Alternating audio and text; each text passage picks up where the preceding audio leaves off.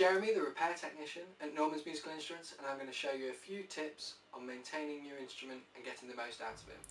In this video, I will show you how to assemble a Nuvo mini clarinet. With your new mini clarinet, you should receive a small container of grease, a pull-through and a reed. This is the ligature, this is the bell section, this is the mouthpiece,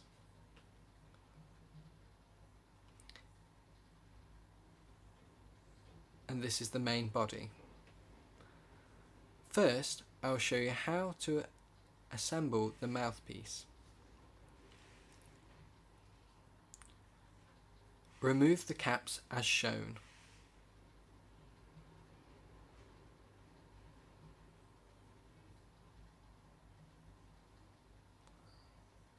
Place the mouthpiece on the top of the instrument.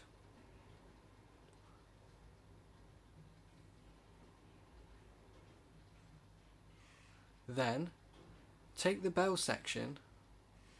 As you can see, there are small notches in the inside of the bell. These line up with the bumps on the main body. Then twist anti-clockwise to lock. Next, place the reed on as shown.